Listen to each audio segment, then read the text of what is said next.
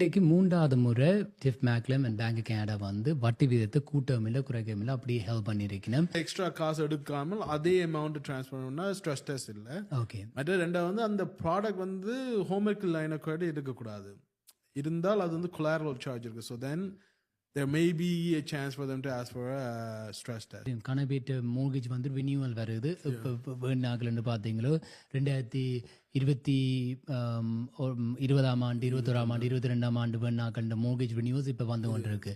அப்போ அவைக்கு நீங்கள் ஒரு அட்வைஸ் கொடுக்குறேன்னு சொன்னால் என்ன அட்வைஸ் கொடுப்பீங்க? இப்போ ஃபிக்ஸில் போகிறதுக்கா அல்லது இப்போ நிலைமையில வேரியபிளில் வச்சிருக்கிறதுக்கா? 2 வருஷம் 8 வருஷத்துல பே பண்றது தான் அவ்வளோ கட்டினேன். ஆமாம், அதை வந்து நான் மோர்கேஜுக்கு ஆட் பண்ணி விட்டேன்டா என் பேமெண்ட் வந்து சேஃப் ஒரு 80,000க்கு வந்து 350 ரூபா வரப்போகுது monthly payment instead of 1,600. under $1 million home Yeah. still selling.